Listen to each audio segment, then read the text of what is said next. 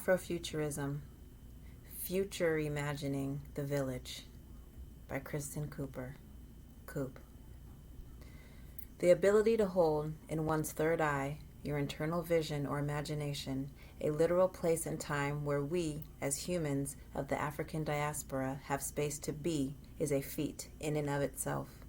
To be unhindered, yet not untouched, by the cloudy and mostly degrading one-sided narratives the white stories have told us of our past and the still musty stank of lingering hate-based injustice we know of today's world could almost be called a privilege if it weren't a necessity.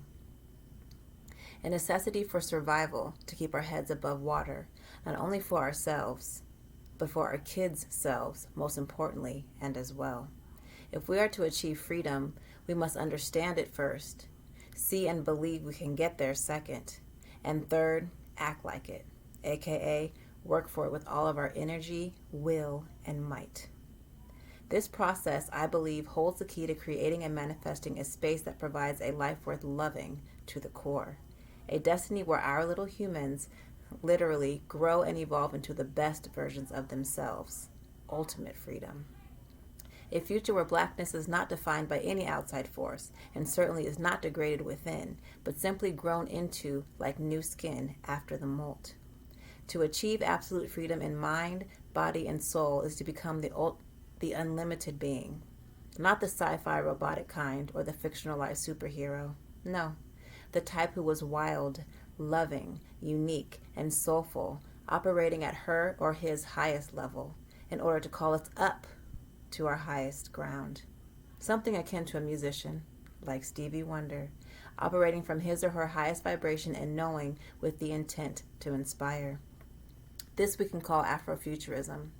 It is a fact that we, the melanin-having magical folks we are, move and shake the entire planet. When we get free, the whole place gets free. Amen? To me, an Afrofuture looks like colorful, burgeoning lands and spaces, first of all. It is a future-imagined village that operates like a well-oiled machine, benefiting the whole by highlighting and cooperatively using the gifts of each individual. Much like Sankofa, we must look to our roots to know how to care for the expectant blooms.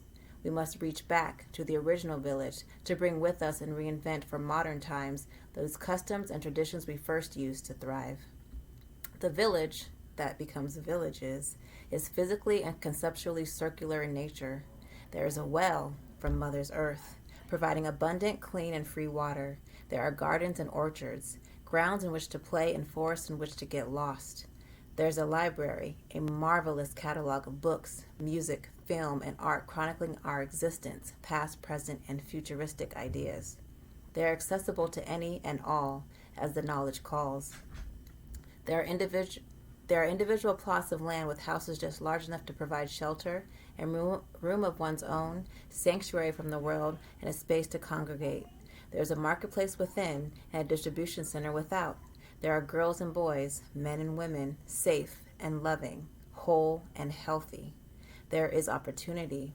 There is encouragement. There is promise. There is space to be.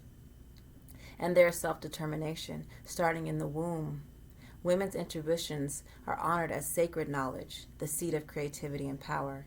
Men's egos are in check, their strength used to protect and defend, their finesse and business smarts used to progress the people.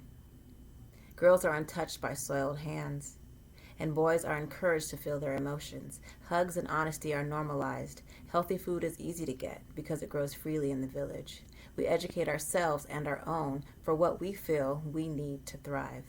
We need for nothing, as we have the ingenuity and system to create, produce, and provide everything, even to excess, which we can sell and use to barter to the outside world. Let's be honest, we have the golden touch. We become masters of our destiny. Religion is love, period. Safety is paramount.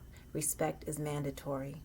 The best in humanity becomes our goal, and collective uplift our prize. This is not make-believe, not a far-off land or utopia. It is an evolving and place well within our reach. How we get there is by holding this collective view in our minds as an opposition and counterbalance to what we see today and what they would lead us to believe we can have and become.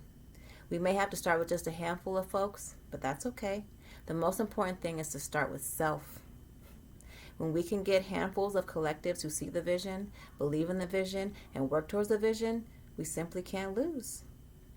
We take practical steps like investing in land, building infrastructure, living within our means, inventing and patenting new useful tools and methods, buying and supporting those within the village, standing up to negative and pessimistic viewpoints, putting our children's sacred souls first. I tell you this is possible. I see it. I believe it. I work. I will achieve it. Freedom starts in the mind.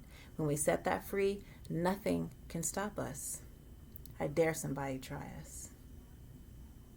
Afrofuturism, reimagining, future imagining the village by Coop.